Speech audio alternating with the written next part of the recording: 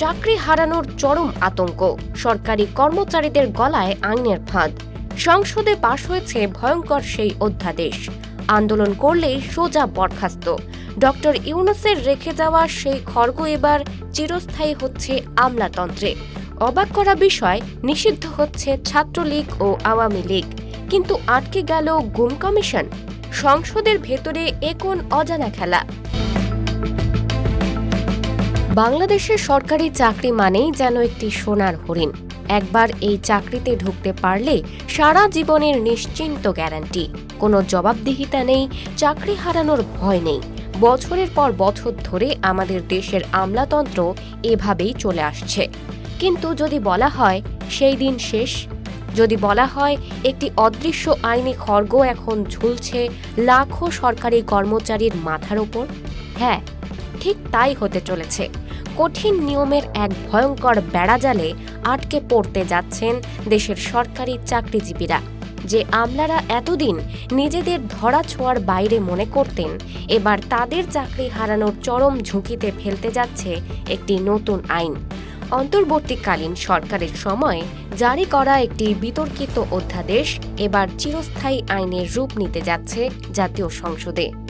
সচিবালয়ের করিডোরে আজ পিন পতন নীরবতা, সবার চোখে মুখে অজানা আতঙ্ক। কি আছে এই আইনে? কেন এই আইনকে ঘিরে এত ভয়? একটু ফ্ল্যাশব্যাক থেকে ঘুরে আসি জুলাই বিপ্লব পরবর্তী সময়। ডক্টর মোহাম্মদ ইউনূসের নেতৃত্বাধীন অন্তর্বর্তীকালীন সরকার তখন রাষ্ট্র সংস্কারের এক বিশাল চ্যালেঞ্জ হাতে নিয়েছে। প্রশাসনের রন্ধ্রে রন্ধ্রে লুকিয়ে থাকা স্বৈরাচারের দোসরদের সাফ করতে এবং চেইন অফ কমান্ড ফিরিয়ে আনতে সরকার একটি যুগান্তকারী পদক্ষেপ নিল। সরকারি চাকরি আইন ২০১৮ সংশোধনের জন্য প্রথম খসড়া অনুমোদন করল তারা। কিন্তু এই খসড়া অনুমোদনের সাথে সাথেই যেন পুরো প্রশাসনে আগুন লেগে গেল। সচিবালয় সহ সারা দেশে শুরু হলো সরকারি কর্মচারীদের তীব্র এবং নজিরবিহীন আন্দোলন। ফাইলের পর ফাইল আটকে গেল, থমকে গেল রাষ্ট্রযন্ত্র। পরিস্থিতি এমন পর্যায়ে পৌঁছালো যে কর্মচারীদের সেই তীব্র ক্ষোভের মুখে তৎকালীন অন্তর্বর্তী সরকার কিছুটা পিছু হটতে বাধ্য হলো। তারা আইনে একটি নমনীয় ধারা যুক্ত করল। সরাসরি বরখাস্ত নয়, আগে কারণ দর্শানোর নোটিশ বা শোকজ করার বিধান রাখা হলো। আন্দোলন হয়তো সেদিনের মতো থেমেছিল, কিন্তু সরকারি কর্মচারীরা ঘুণাক্ষরেও বুঝতে পারেননি যে সরকার পিছু হটলেও তাদের হাতে পড়িয়ে দেওয়া হয়েছে এক অদৃশ্য হাতকড়া।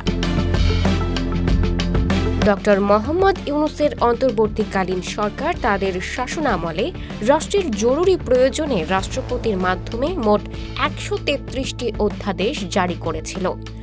সংবিধানের নিয়ম অনুযায়ী নির্বাচিত নতুন সরকার আসার পর এই অধ্যাদেশগুলোকে একটি নির্দিষ্ট সময়ের মধ্যে সংসদে বিল আকারে তুলে আইনে পরিণত করতে হয়, নয়তো সেগুলো বাতিল হয়ে যায়। একটি বিশেষ সংসদীয় কমিটি এই ১৩৩টি অধ্যাদেশ নিয়ে চুলচেরা বিশ্লেষণ করেছে, আর তাদের সুপারিশ শুনলে আপনি চমকে উঠবেন।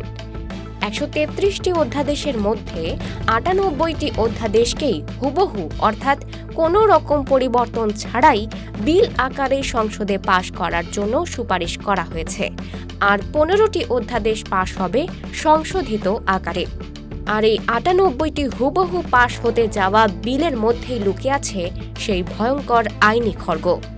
সরকারি চাকরি আইন ২০১৮ এর সংশোধনী অধ্যাদেশ ২০২৫।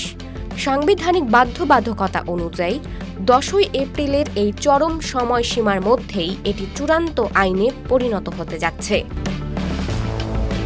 এখন প্রশ্ন হলো, এই আইনে আসলে কি এমন লেখা আছে যার কারণে আমলাতন্ত্রে এত আতঙ্ক?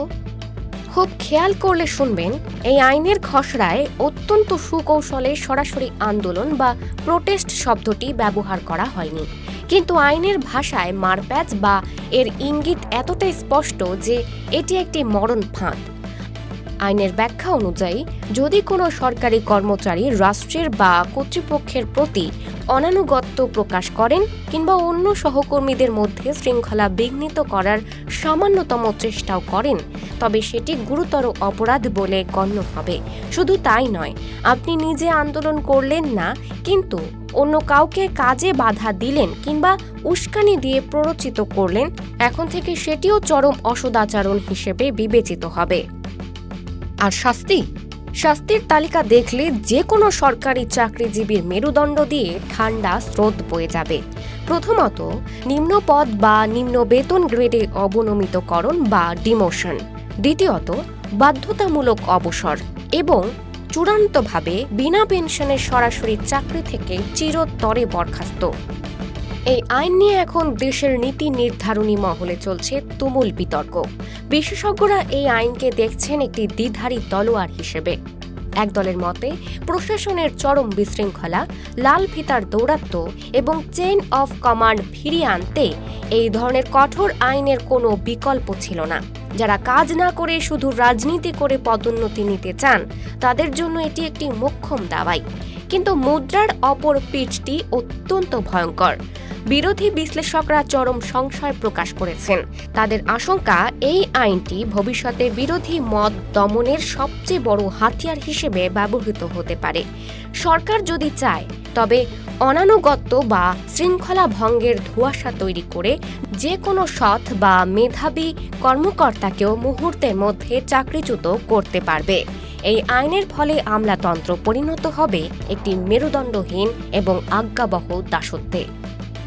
তবে কেবল সরকারি চাকরির আইনই নয়, এই বিশেষ সংসদীয় কমিটির সুপারিশে আরও কিছু অত্যন্ত স্পর্শকাতর এবং রাজনৈতিক ভূকম্পন তৈরি করা অধ্যাদেশ আইনে পরিণত হতে যাচ্ছে, যার মধ্যে অন্যতম হল সন্ত্রাস বিরোধী অধ্যাদেশ। এই আইন পাশের মাধ্যমে মূলত বাংলাদেশ আওয়ামী লীগ এবং তাদের ছাত্র সংগঠন ছাত্রলীগের কার্যক্রমকে চিরতরে নিষিদ্ধ করার আইনি ভিত্তি আরও মজবুত এবং কংক্রিট করা হচ্ছে। নতুন এই আইনে একদম স্পষ্ট করে দেওয়া হতে পারে যে নিষিদ্ধ এই সংগঠনের পক্ষে যদি কেউ রাস্তায় মিছিল করে, স্লোগান দেয় কিংবা সোশ্যাল মিডিয়ায় কোনো প্রচারণা চালায়, তবে তার শাস্তি কতটা ভয়ঙ্কর হবে। রাষ্ট্রের সন্ত্রাস বিরোধী আইনে তাদের সরাসরি বিচারের মুখোমুখি করা হবে। কিন্তু এত সব আইন পাশের ভিড়ে সবচেয়ে বড় রহস্যের জন্ম দিয়েছে দুটি নির্দিষ্ট অধ্যাদেশ, যা অত্যন্ত সুকৌশলে এড়িয়ে যাওয়া হয়েছে। কমিটিতে প্রেরিত অধ্যাদেশগুলোর মধ্যে গণভোট এবং গুম প্রতিরোধ সংক্রান্ত অত্যন্ত গুরুত্বপূর্ণ দুটি অধ্যাদেশ এখনও জাতীয় সংসদে বিল আকারে তোলা হয়নি। কেন? গুমের শিকার হওয়া শত শত পরিবারের চোখের জলের ওপর ভিত্তি করে যে গুম কমিশন তৈরি করা হয়েছিল, সেই কমিশনকে আইনি বৈধতা দেওয়ার অধ্যাদেশটি কেন আটকে রাখা হলো? সংবিধানে গণভোটের বিধান ফিরিয়ে আনার মতো যুগান্তকারী পদক্ষেপ কেন এখনো লাল ফিতায় বন্দী? এর পেছনে কি নতুন কোনো রাজনৈতিক সমীকরণ কাজ করছে? গুম প্রতিরোধ বা গণভোট হয়তো আরও কিছুকাল আটকে থাকবে, কিন্তু সরকারি চাকরিজীবীদের গলায় ফাঁস হওয়া এই অধ্যাদেশটি যে অতি শীঘ্রই একটি চরম বাস্তবতায় পরিণত হচ্ছে, তাতে কোনো সন্দেহ নেই।